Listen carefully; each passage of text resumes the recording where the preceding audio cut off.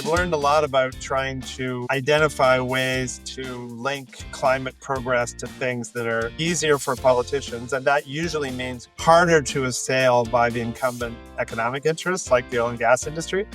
We had a retail carbon price here that was canceled by the incoming government that was really demonized by the opposition parties.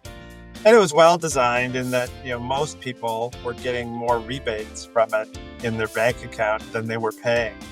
But they're paying at the pumps every time they buy gas, and the rebate shows up as an auto deposit in their bank account once a quarter. And no one ever looks at their bank statement, but they look at their bill every month from the gas company or at the gas pumps when they're filling up their cars. That was Tim Gray, Executive Director of Environmental Defense and one of Canada's most seasoned, quietly formidable forces in conservation and climate action. Tim has spent decades in the trenches, from getting arrested at an environmental protest in Northern Ontario to moving the needle in policy backrooms where evidence becomes law. He's built a career translating science into power, confronting entrenched interests, and evolving traditional conservation into a relentless push for deep climate mitigation. Our conversation traces the arc of his impressive impact career, from acid rain fieldwork and fights over old-growth forests, to shaping modern climate policy and helping steer Canada through the geopolitical turbulence of the global energy transition. If you want to understand what commitment looks like when it spans a lifetime and how conservation becomes climate action at scale, this is the episode for you. Here's Tim. Tim Gray, welcome to Climate Swings. It's wonderful to have you here. Yeah, thanks for having me. So my usual opening question from all my guests is to ask you to provide a brief self-introduction, a couple of high-level bullet points about your professional background, and a little bit of what you're doing now. Yeah, so I am currently the Executive Director of Environmental Defense. My background, which I'll describe a little bit how I got there, but I have a science background and have done a lot of public policy work, and now I do a lot of campaign design. But I got into this because I've always been a bit of a nerd in my interest for public policy work and nature. My dad used to tease me that I was, in fact, the nerdiest kid that he'd ever run into, being so interested in politics at such a young age. And so I kind of took that and my interest in nature, which came from growing up on the shores of Lake Huron, which is a very beautiful area for those who don't know where that is, one of the Great Lakes. And I was always outdoors. I went with my dad hunting, etc. And so by the time I went to university, I was trying to figure out how can I do those things together. So I did an undergraduate degree that really focused on ecology and genetics and fisheries biology a bit, and then went to grad school hunting for something in the applied ecology space, something that where the science that was being done would actually be relevant to decision making. And I ended up in a lab at University of Toronto, which was very multinational, people from around the world. We were working on acid rain impacts on forests and acid impacts on other ecosystems, pollution impacts on other ecosystems. And my supervisor there was very engaged with public policy, and it was my introduction to how to move science into decision making. I started volunteering for environmental organizations with, at that time, the naive belief that if you brought evidence and science to bear on government decision making, that things would all work out well. I was 21 at the time, and I really did believe that resource management agencies, etc., had, they were out there to protect the public from, rapacious development and other things. I didn't have a very sophisticated political analysis of how the system worked, which I soon developed. But that was kind of how I got started. And I went from volunteering to having a couple of contract jobs to just getting really drawn into working in the movement, initially more as a technical person on the science and planning side, and then increasingly as I learned more as a campaigner. Yeah, I mean, if in this show, I have a lot of guests who have sort of a more meandering route into climate work or into nature and environment work, but you really seem to start from a very early age with that level of interest and that passion that you were cultivating for doing something involving nature and conservation and the environment. Can you dig in a little bit more about some of those really early experiences or some of those early motivations that set you on this path to studying environmental science and then working full time in an environmental career? Yeah, I'll just give you an example because it was kind of a real signatory moment for me. This area that I was staying where I grew up, near Sable Beach, Lake Huron, is a tourist town, right? It's beautiful dunes, 25-kilometer long sand beach. It's really beautiful, and the town is completely dependent on tourism revenue. When I was probably about 15, the town decided that it would get rid of the sandy streets, and put in storm sewers to collect which of course collect all the chip bags and the old French fries and the oil and the crap from the cars. And they put the outlet for the storm sewer under the Welcome to Sable Beach sign going into the lake, which is where everyone comes to go swimming. And I just could not believe that adults, because I was a teenager at the time, would just be so stupid. Not only to do something that was so clearly harmful to the water quality, but was also something that uh, was obviously going to be very detrimental to the long term viability of the community as a tourist destination. So I think some of those early things that I saw just made me really realize that. As a society, we have a real disconnect between even very immediate things that we value and need, even for our jobs, and properly interacting and protecting the environment in a way that means those values will be protected in the long term.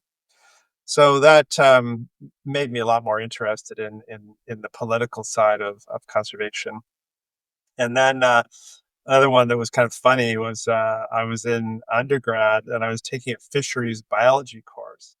I think it was actually a limnology course, which is the study of lakes. And we were doing what's called creel sampling, which is you take nets and you get a bunch of fish from a lake and then you identify them, and tells you something about the population of different fish in the lake and their interaction. And we had a professor who was a great guy, more or less, but he was older, and we had caught a whole pile of fish. Many of them were the same species, and his instruction was, well, just put them all in formaldehyde, and we'll take them all back to the lab, and we'll figure it out later. And I was like, so you're gonna kill 500 fish by throwing them in formaldehyde? We'll count them, and then we'll throw them in the garbage.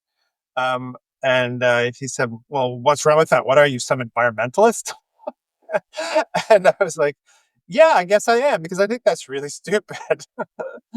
And so anyway, that was kind of like a moment where I kind of realized that even within the science community, that maybe my worldview was a little outside of the mainstream, and that I really did not understand why resources would be wasted and conserved and things would be needlessly destroyed.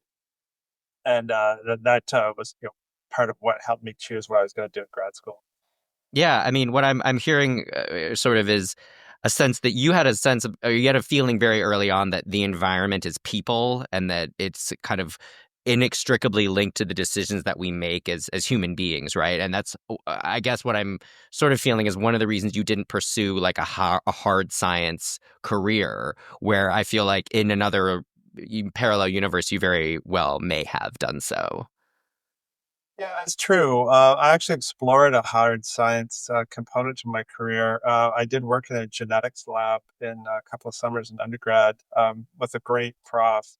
And I really realized that I just was never, ever going to get excited by looking at those gels that were running and looking at the bands of DNA on there, and about the gene systems and the gene transfer between generations of flax. It was beautiful, pure science research that had no real world application that I could see. And I just, I can't do this. I can't do this. And I really need to be involved in something where it's about public policy and about people and about trying to move the systems that are so flawed that are ruining our environment. Yeah, you wanted to see a more immediate impact of the work you were doing rather than, say, sitting in a lab for years and then maybe a paper gets published and maybe it leads to something Yeah, years and decades down the road. exactly. It was not. It was really not for me. Right, right, right. Of course, nothing against the hard sciences. We need them all. Yeah. Um, I now we discussed previously a formative experience of yours that we didn't dig into too much, but I'm really curious about this. You said when you were an environmental volunteer, you were also an activist, and you actually got arrested. Can you discuss that? I guess your evolution into activism specifically. What motivated that? And then I would love to hear the all the down and dirty about getting arrested because you're the first Climate Swings guest I've ever had that's admitted to getting arrested at least. Maybe the other ones just didn't admit it. Um, yeah, this came out of my early volunteer work when I was in graduate school. There was a lot of conflict going on in northern Ontario, about 6 hour drive north of Toronto, around old growth forests, red white pine forests. That there weren't very many left, and they were still being logged quite clearly in a way that meant they were going to disappear. At the same time, there was a big conflict between the logging industry and the government, who was trying to build roads into this area, and the First Nation community there that really didn't want roads built into this core of this wilderness area, which was sacred to them. So road blockades and other things eventually were part of the campaign by both the Indigenous people, but also the environmental folks. And I happened to be volunteering for the environmental organization there, and my role was actually doing an analysis of the logging plans from a sustainability perspective, because they were kind of what I discovered is they were basically gaming the books by reclassifying forests that were not old growth forests as old growth forests in order to have a rationale for a higher harvest level. And I kind of figured this out from the planning documents, and so that was kind of my role, was more technical, but I got drawn into the just the whole the politics of it, and started going up there. And yeah, so there it happened to be a weekend in September. We were camping out there on the road. I'd been there for a while. And then kind of early in that day, this guy shows up, and it's actually the leader of the opposition party in the Ontario legislature comes out, and he's there, and he's doing media and stuff. And then that just so happened, like an hour later, the Ontario Provincial Police show up and just start dragging everybody off the road and arresting everybody. So I got arrested, and I also got arrested with the leader of the official opposition. So I spent 8 hours in the back of a paddy wagon, and my way to Temiskaming in Northern Ontario to be processed with the leader of the opposition. So I learned a lot from him. Really interesting guy. And then about God, it would have been maybe the following spring. I'm trying to remember exactly, but it was only a few months later, in the next election, he became the premier of Ontario. So that was a really interesting chain of events for my first run in with the law around protecting the environment. Yeah, if you're going to get arrested and then have any outcome from it, I guess getting to know the future premier of your province is not a bad one, I suppose. What Yeah, were well, there specific charges leveled? Was it trespassing? Like what exactly did they arrest you for? yes, I was charged with mischief, and the wording was that I was preventing the enjoyment of Crown land by Carmen Construction. Now, Crown land, for American listeners, it refers to public land, and the Crown comes from the British tradition. So this is public land, and the Carmen Construction was the road building crew that was plowing through the wilderness. So I was interfering with their enjoyment of destroying Crown land. And they really called it enjoyment. That was They the did, word yes. in I the still have the arrest sheet in my files at home. I actually looked at it not too long ago for some reason. were there charges like actually pressed against you, or was it all kind of dropped eventually? They did press charges, but it never went to trial. Eventually, the province ended up negotiating an end to that road blockade, and all of the old growth forests that we were trying to protect were protected. The province bought out the last remaining sawmill and shut it down, and the trees never were cut. And yeah, it was not a bad outcome. I'm guessing you look back on that as a very worthy run-in with the authorities at the time then. No regrets? Absolutely, absolutely. I was pretty young. I was still in grad school. Another little aspect of it that was fun is that I actually drove up there in the gigantic University of Toronto truck with a big blue truck with the University of Toronto logo on it. And the police phoned the president of the university and said, like, what's the University of Toronto doing there? And so he phoned my supervisor, and my supervisor, being a very feisty, politically involved guy, got all the faculty and stormed over to Simcoe Hall, which is where the president is at U of T, and what stormed into his office and yelled at him for interfering with academic freedom. So that was kind of fun too. So you have this bracing adrenaline rush experience for a righteous cause, essentially, but you didn't end up becoming a full-time activist on the front lines protesting. Was there a sense that you wanted to shift into more of this kind of like a thought space with advocacy? Or how did your later views toward activism and protest evolve from that experience? Yeah, I mean, very soon after that, I started working full time doing policy analysis, and I really spent a lot of time then trying to develop more of the work that I'd been doing around analyzing this forest management plan and trying to make changes to the way that forestry overall occurred. And a lot of the rest of the 1990s I was involved with really trying to eliminate the use of clear cutting in the forests of central Ontario, which are totally unsuited to that kind of cutting. They're not fire ecosystems; they're very complex mixed forest systems where wind is like one of the dominant disturbance patterns. So clear cutting areas is just not what these forests have normally experienced. So I really wanted to get that changed. The science community is trying to change it. And then also to increase the amount of protected lands in the province. At that time, only about 5.5, 6% of the entire gigantic province of Ontario was protected permanently. And I was working on a long-term campaign to really enhance that and increase the amount of protected area. And ultimately, both of those were successful. Long, complicated campaigns in both cases, but we both reformed the way forests were cut and move them to systems that cut individual trees but leave most of the forest behind. And then also we ended up doubling the amount of protected land in Ontario by the late 90s. So we got up to about 12%. So I really moved to a more of a policy and campaign space, and spent the rest of my 20s and 30s just really learning how to be better at that. Did you feel like there was maybe a continued role for protest in that work? And again, maybe in this kind of parallel universe, Tim, I like to sort of talk about the sliding doors moments that maybe you would have become a full-time protest leader, well into your 20s and 30s and whatnot. Yes, for sure. In fact, I still do. It just for me, I was better at people are kind of you find the things that you're good at. I was really good at policy analysis, like digging through what stuff said versus what it was really doing. I have like an uncanny and surprising, even to myself, ability to go to endless numbers of meetings and still stay sane. And go on road trips, talk to people, deal with municipal politicians, deal with media, and it doesn't tire me out. It gives me energy. So it seemed like that was the best direction for my personality.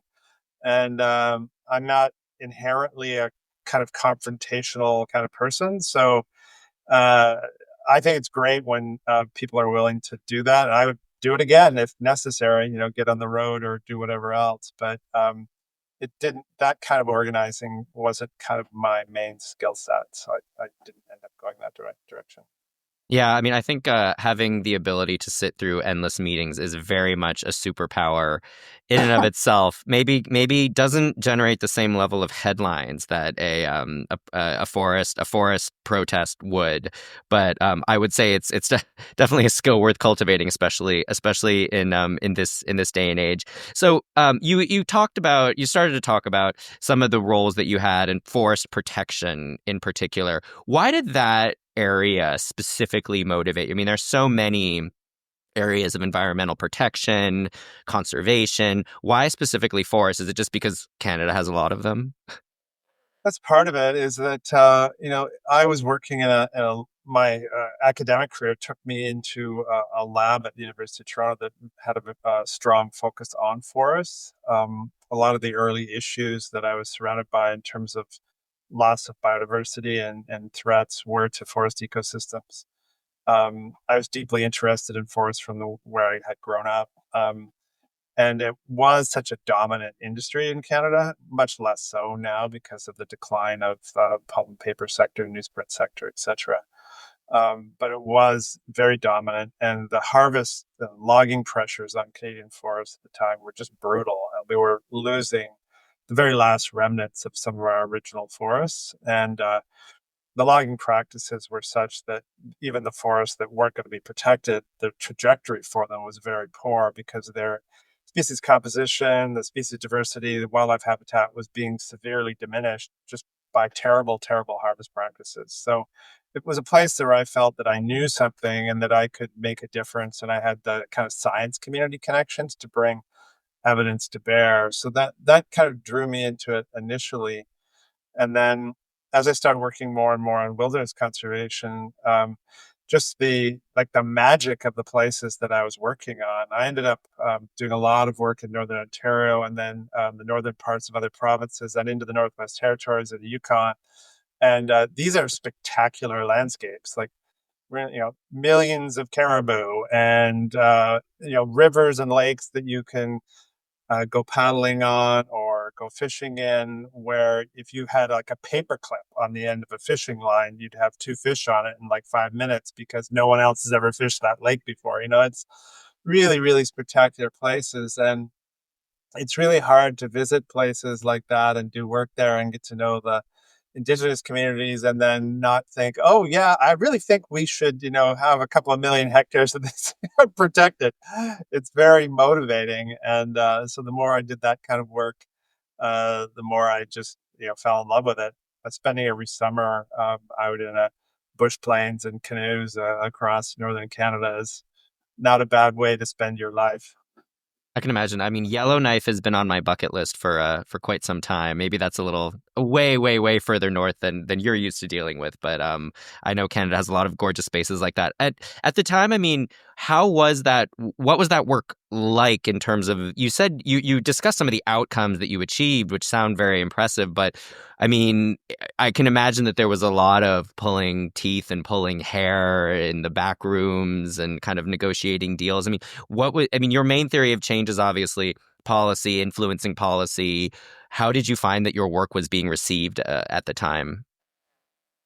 Yeah, I mean, and one of the things that has changed a lot, and one thing that used to be better in public policy is that there were people that would actually receive evidence and information and inside of the bureaucracy of government and at the political level, and actually would act on it if they could be made to understand why it would be in the public interest. I would say that ability has been severely compromised over the last 25 or 30 years, especially in the last 10. Um, but there used to be ways of doing that. And so, my kind of approach was to work with people who were opinion leaders, scientists, and stuff, and make sure that the right information was being put in front of decision makers. But then I was also learning that that would was not enough, right? You needed to really be able to demonstrate them a political path forward where they would be safe, right? They are going to be opposed by and were opposed by incumbent political interests, right? So you think of forestry issues, it's the great sucking sound of the forest industry wanting to like chop every tree down. And they used to employ a lot of people. They had a lot of political power at the municipal and provincial level, and so changes that you want to make, you need to be able to bring them on side. And um, discovering, how to wedge some of those interests, work with companies that might have an interest in a higher quality wood product and therefore would be amenable to changing the way things are logged so that they ultimately have a higher quality product in the long term. Um, forestry in particular can be done at a sustainable level, right? The trees do grow back. So it's not like, I don't know, the oil industry, which ultimately needs to go away, right? If the planet is going to survive, we don't need to get rid of forestry, but it has to cut trees down at a rate that is sustainable, or the ecosystem itself gets damaged. So um, there is a conversation you can have with responsible industry. And that was more possible at the time with some of them, and then use that as leverage to move politicians and especially senior people in the civil service who were willing to try and advance solutions that would be in the public interest. So that's kind of the space I worked in. Yeah, I mean, you helped us kind of nudge now into the discussion about climate specifically. We've gone, almost a half an hour without even really bringing it up, but it's so obviously central to the work you do now. And I presume that even starting in the 90s, it was becoming more of a concern, and you couldn't just imagine that what you were doing in forestry was separable from broader issues around the energy transition and whatnot. So if you could talk about a little bit around the evolution of climate and how that was integrated into your work. Maybe we can then swing fully into your climate work from there. Yes, I mean when the forest work in the '90s and the early 2000s. I mean, there's a growing awareness that the intensity and the speed at which climate change was approaching us all, was going to have major impacts on forest ecosystems, in particular the north in Canada, which is the boreal forest, which this year, in the last several years, is just burning down essentially because the heat and the dryness has changed everything. We kind of knew that was coming. The science community was talking about it, and so we started thinking about the design of the way that forestry was done, the way that protected areas were done, to create some more resilience for when that time came, which of course now has occurred. So it started being really involved in land use planning decisions, even then. And then as you get into the later part of the 2000s, it just became very clear that unless something was done about the causes of climate change, all the stuff coming out of the smokestacks and out of our tailpipes, that it was going to be really challenging to imagine a future where much of the forests in Canada would still be around, or at least in any form that was recognizable, and that the consequences of climate change was very much set to undo many of the conservation gains that we'd made during the '90s and the 2000s. Yeah, and so fast forwarding almost like say 20 years from those times when you were starting to think about it, how would you describe the work that you do on climate specifically now? Because obviously, environmental defense, there's this traditional conception of it that you've been describing about, dealing with logging and preserving natural spaces. But how would you describe the work that you actually do on climate specifically now? Yeah, I mean, we have climate is our largest program in environmental defense.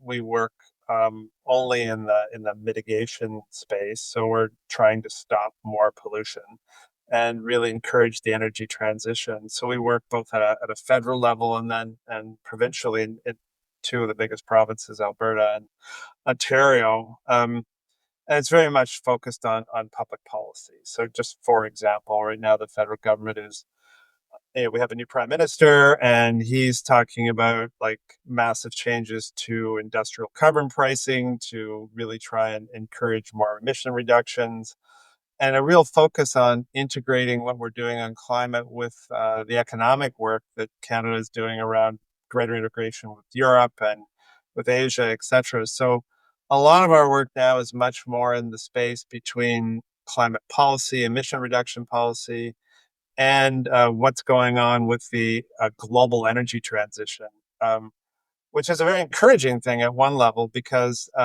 the fact that that global energy transition is visibly underway and is more visible every single day means that we actually have a chance of turning the corner on this issue. Sometimes for all of us living here in North America, we really kind of wonder if that's the case because, of course, with the current U.S. administration, really is trying to put the genie back in the bottle. I mean, their idea is that we're going to go back to 1958 and we're going to slap fins on the back of an SUV, and it's going to be it's going to be 1958 all over again, fossil fuels only, pollute what you want to do, and just take everything backwards. But the rest of the world's not going to do that. And so, of course, the big choice for Canada at a public policy level and why it's so interesting and important for us is that our government is in a very difficult situation. A small country, the northern border of a country that is deliberately trying to sit out the biggest industrial revolution, energy revolution that's happened since the invention of the internal combustion engine 150 years ago. And the U.S. is saying, "Well, we're going to sit this one out." Well, what's Canada to do there? Are we going to join the U.S. in this kind of retrograde economic failure? I think in the long term, or are we going to join the rest of the world? And I have very strong opinions about where we should go on that, because it both means that we have a chance of saving the climate system and therefore our civilization, but it also means we have an economic future for the people in this country to be building things, doing things that make sense. And so much of our work is focused on anything that can reinforce that transition and trying to block anything that is retrograde and aligning with the US administration. Yeah, I mean, I'm sure industrial policy in Canada can be its own several hours of discussion. I'm sure you have those discussions all the time. But also, sort of rewinding the clock a little bit again, you've been at environmental defense now for a little over a decade, and you said that climate is now obviously your largest pillar, your largest program. When you joined, how did things look, and did that require like a concerted effort to sort of shift resources in that direction, where you're not just focusing on stopping clear cutting of forests, but you're actually integrated into this humongous project of the global energy transition?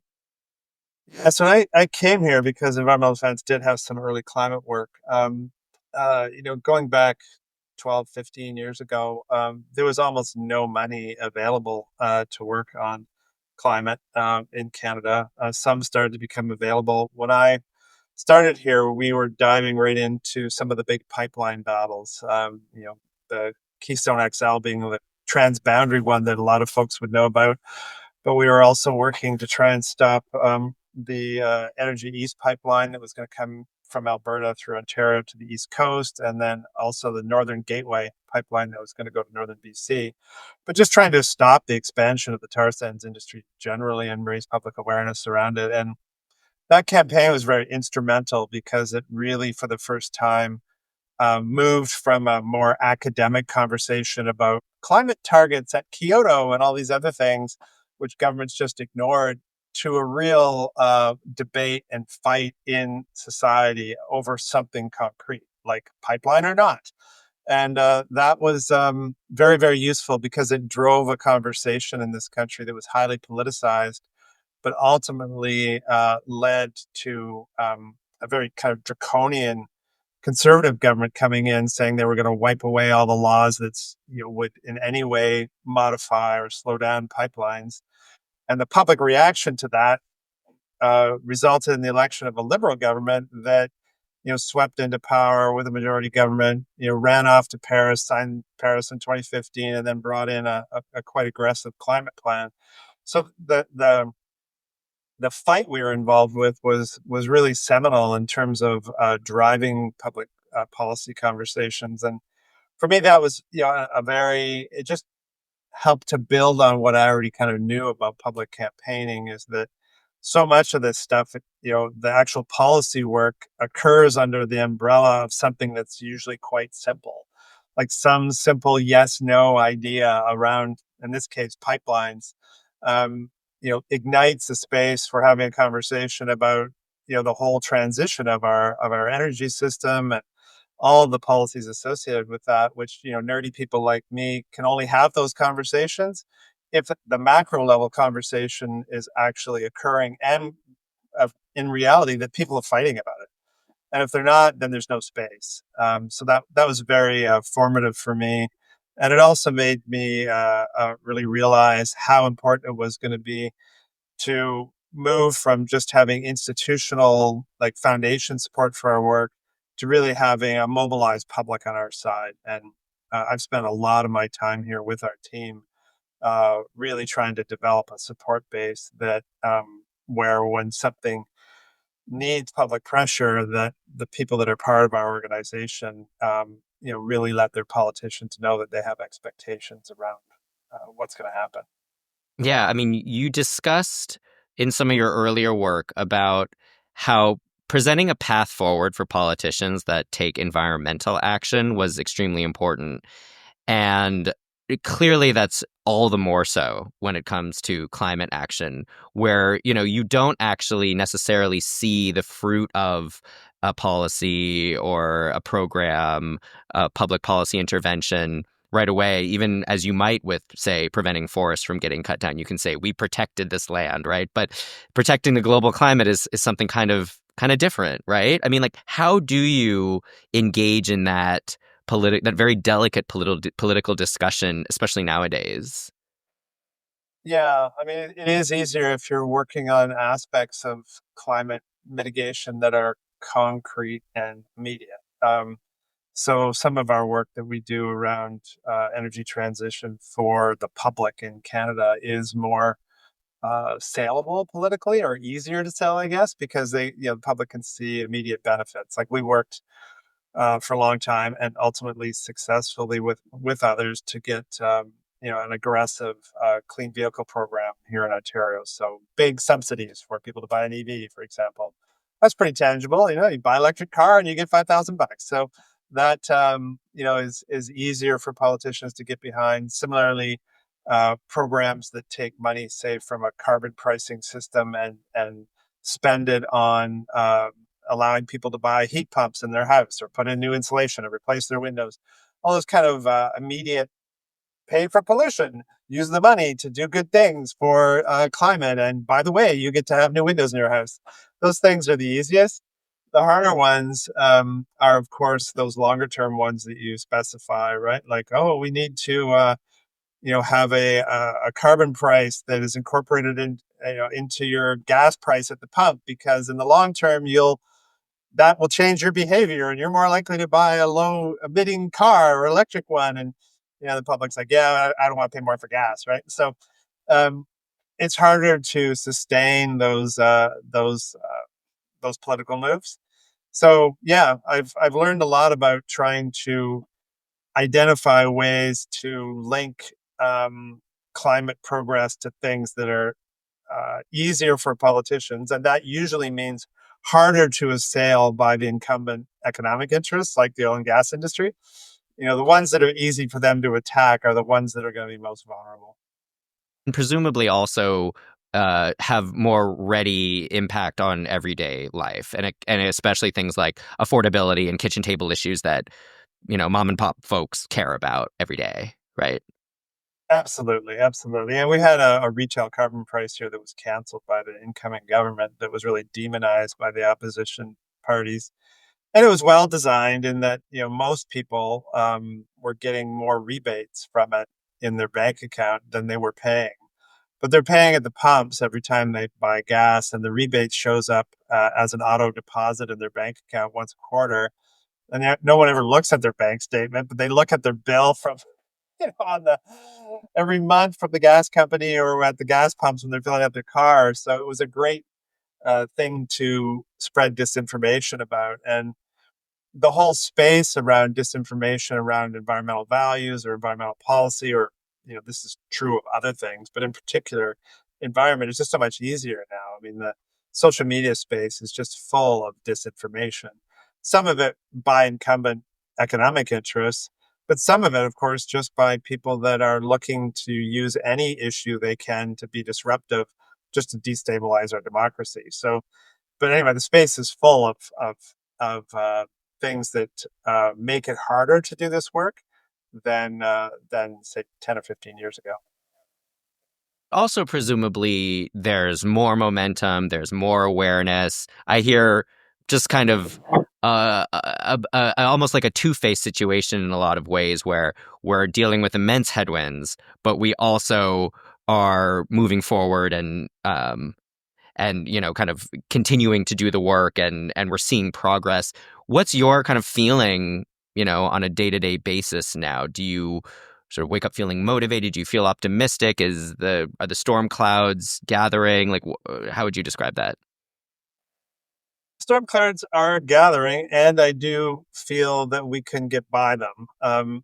It's hard, and sometimes you feel like you're being, you don't want to just be optimistic because that can be just stupid. You have to pay attention to the evidence. But as I was mentioning earlier, the macro level indicators are around the energy transition is that the economics behind it, the fact that renewable energy, wind and solar, the technology is improving very, very quickly. It's already much more deeply affordable than any other forms of energy generation.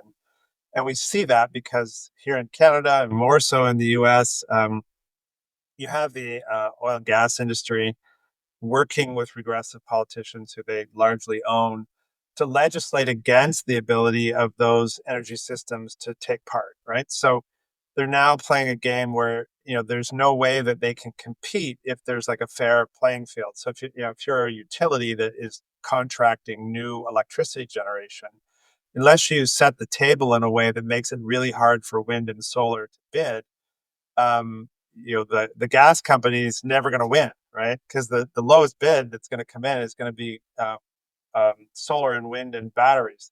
So they're legislating against the renewables now. Well, there's not very many times in history that I can think of where the incumbent economic interest has to depend on stopping the new one through legislative means that persists for very long. So eventually, in a free market economy and where the public has access to information, I do think that uh, eventually that they're going to lose that conversation. And you're starting to see this happen now with the public conversation around electric vehicles. Like there's this growing realization that if you live anywhere except North America, you can buy a really great EV that'll go hundreds of kilometers, and you can buy it for a fraction of the price of a gas car, and it'll cost you a fraction of the price in maintenance, and it'll last just as long. And that somehow we can't get them here. Well, why is that? And as people start to become aware that we can't sell our cars that we manufacture here anymore to any other countries because they're only buying EVs from China now, um, it's going to be a bit of a wake up call. And so I do feel at that level that the trends are blowing in our favor. But the immediate things that are being done around climate policy, land protection policy, toxics, plastics, led by the Trump administration, are brutal and very disheartening. And to the degree that they can get away with it here in Canada, regressive politicians are doing the same things. Only here they'll say they're doing it to save Ontarians from Donald Trump, but of course the bills that they're passing, would make Republicans in Congress salivate sometimes. So it's widespread and it's deeply concerning. But I do feel that ultimately, if we can survive, the next dozen years, and not have climate change become so disruptive that it actually destabilizes like the underpinning of our civilization, that the energy transition will eventually make it impossible for the approach being taken in the US to succeed. Yeah, and I'm sure that you are familiar with the abundance agenda, that whole dialogue going on here in the United States around the need to build, build, build. And that includes things like clean energy and transit and high speed rail and all these great new industries of the future. Where do you kind of stand on that? Because there is a kind of natural tension with a lot of the more traditional conservationist aims, right? Yeah, I mean, I think that we do need to build. We have huge deficits in public infrastructure in North America broadly. Other places in the world have made the transition towards high-speed rail, public transit infrastructure, even serving rural areas. A lot of the areas of North America, like where I live here in Southern Ontario, are very dense population, could easily be served by high-speed rail. We don't. The US has the same deficiency in all of the areas of the US that are very populated to very similar densities of Europe or parts of Asia. So we need to do those things. We also know that by integrating planning for natural values into building this stuff, that in many cases you can actually make existing problems better. Um, we know, for example, here, I'll use the transit one just because it's top of mind for me, is that there is a conversation about building a high speed rail network from Windsor, which is extreme southwestern Ontario, all the way to Quebec City. So this is like I don't know, a 17-hour car ride. So it's a long ways, right? Thousands of kilometers. And it cuts through a critical area for wildlife on the kind of on the eastern end of Ontario, where the Adirondack State Park is joined to Algonquin Park. There's a Canadian Shield. It's a huge rock formation, densely forested, really important ecological linkage between the northern U.S. and Canada. And it's cut in half right now by the existing rail corridor and a massive highway. So anything that tries to get across that happens to be on four legs is never going to survive. We now know that if we had, we're building this kind of infrastructure, that all the highway, the rail lines, everything else, we would build a massive overpass, wildlife overpass there. We would funnel the wildlife and we would put it over top of all that infrastructure. We're doing that in some other places, like in the Rockies, and it's incredible success. So, we need to think about how we do some of this stuff and integrate nature into the planning and execution of this stuff. Um, but anything that would get literally millions of cars off the road in Southern Ontario and Quebec, allow people to move around this region more quickly, is going to increase productivity, reduce pollution, add to the GDP, all kind of good things, but in a way that would be so much better for everyone who lives here, and I think better for the environment in the long term, including the stuff on the ground that we need to plan around and not have run over all the time. So there's ways of doing this. The key thing we're going to need to look to is, what are these nation building projects? Are they actually building towards the future that we all can survive in and prosper in? Or are they nation building projects that are, in fact, taking us backwards, that we know just should not be allowed at this time in our history? And that would be more pipelines, more fossil fuel expansion. It's suicidal. We know that. And those things should be strongly resisted by the public. That sort of environmental abundance agenda can be a yes and essentially. You can have the clean energy, the transit, the high density buildings, etc., and still preserve natural spaces in the kind of classical definition of conservatism.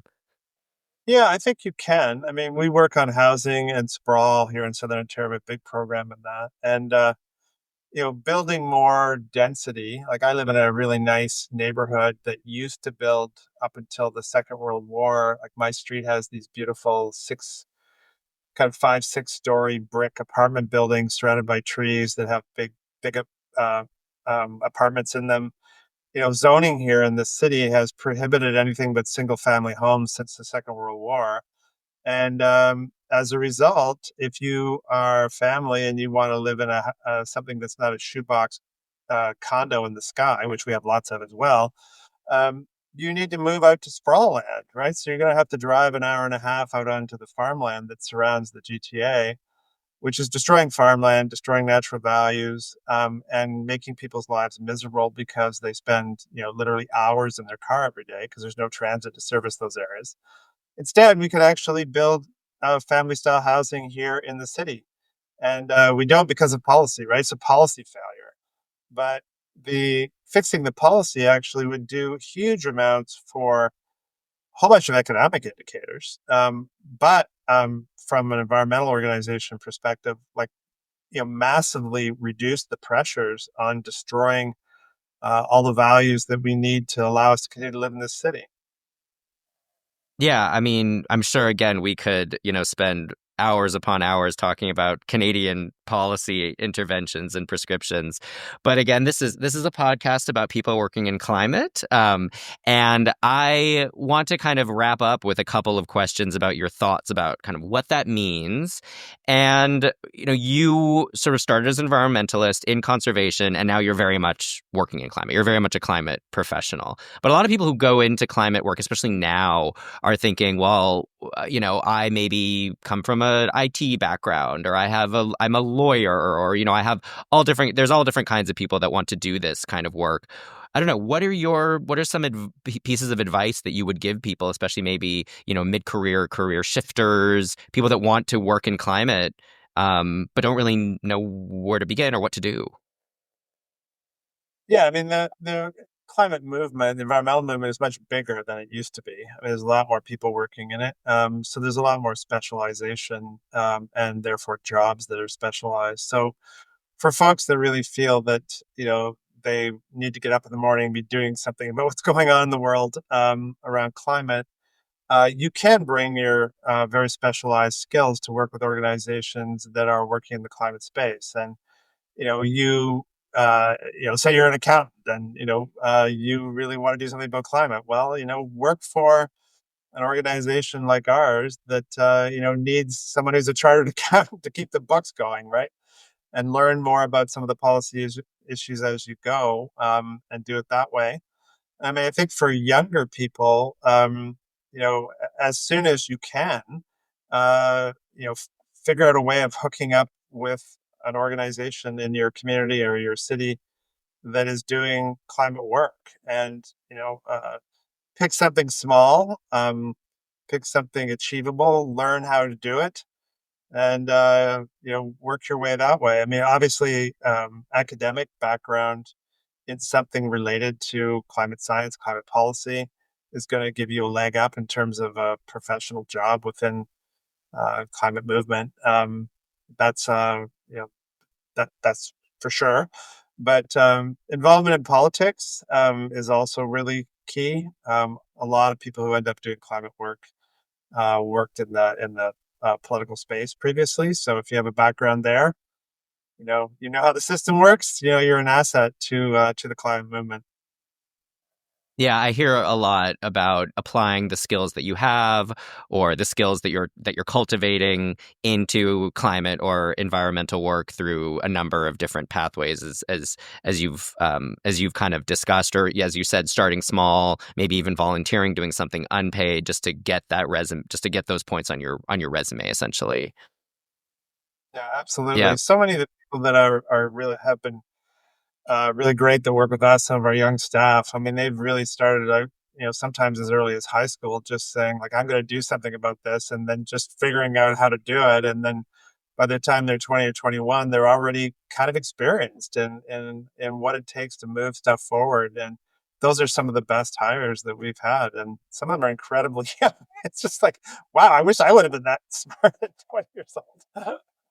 Yeah, yeah, yeah, yeah, yeah, exactly. Just being a self-starter and doing what you can with the resources you have. And then sort of focusing back on yourself a little bit. We've gone through, many swings in your career that all kind of have a similar thread and have led you to your position that you're at now. But if you could go back and, maybe talk to that young Tim, in college or in grad school or just starting out in your career, and maybe give him a couple of points of advice of things that you might want to have known going into a field like this, to avoid pitfalls or challenges or anything like that? Yeah, that's good. Good question. Yeah, I mean, I think I mentioned this a little bit, but maybe to emphasize is like try and leave room for future work with people that you currently disagree with. If you're going to have a long career and a long life, hopefully, you need lots of friends. You need more friends than enemies. So creating space for being able to disagree with folks and come back and be able to work with them in the future is really key, I think. Um, Take some time off for yourself and friends. The work is always going to be there. When I was earlier in my career, I didn't do that enough, and it can be frustrating. You become a lot less effective. So, if you can really try and have other things that you're doing in your life that are meaningful and important to you, and not just constant obsession with policy. And I think for young people too, and probably this doesn't need to be said as much, I guess, but something I learned when I was much younger was that governments need to be led to making the right decisions. That they are very much kind of captive of whoever the dominant economic interests are in the world. And although they should represent our interests and the people that vote for them, um, they don't, and that's become worse over time. And if you want them to represent you, you're going to have to make them represent you, and that's more true than ever, I would say.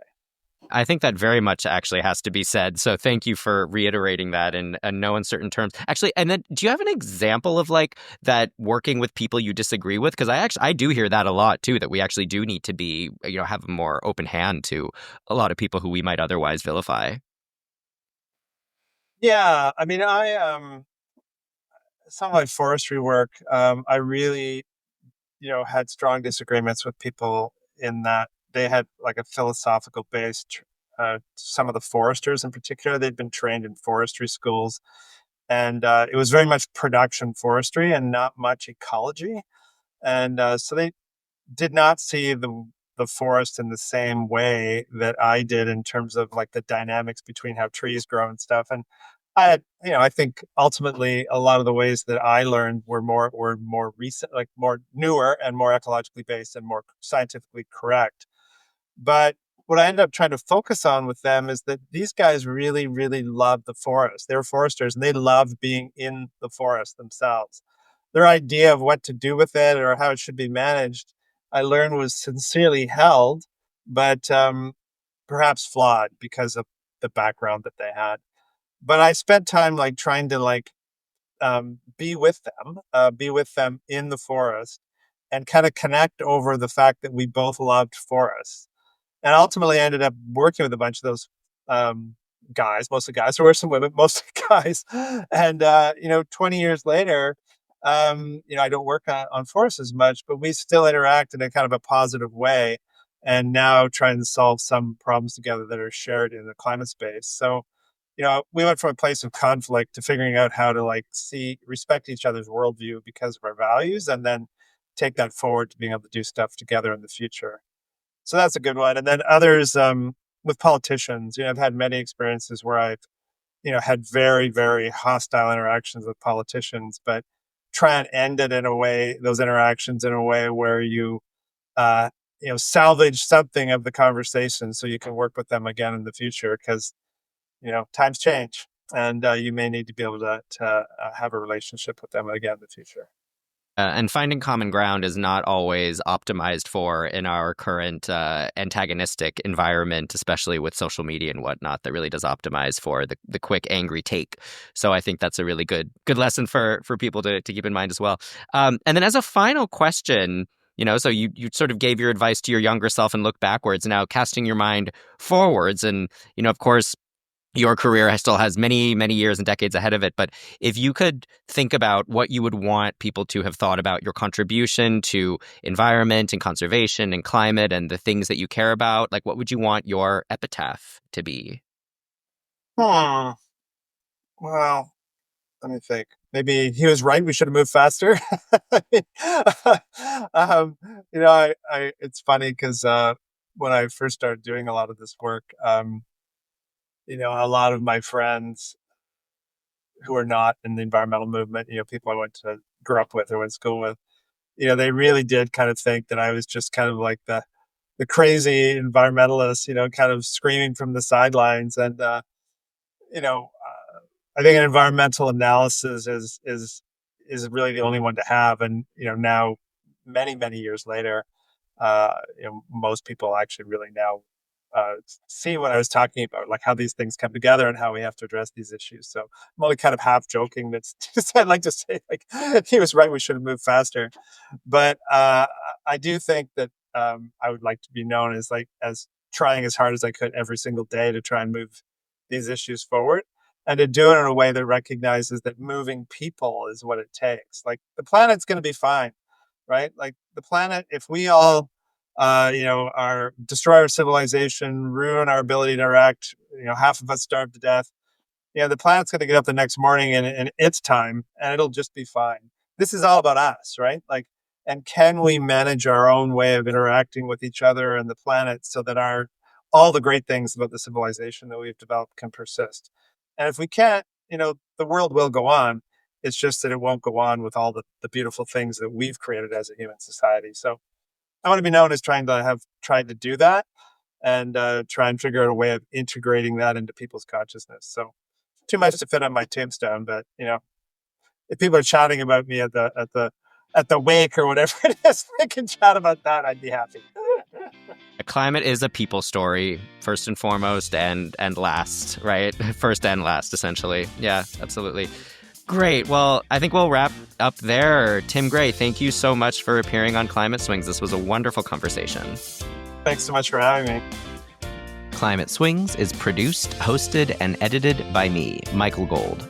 Show notes, transcripts, and other material can be found at climateswings.substack.com or on the dedicated show website, wordclouds.consulting/climateswings.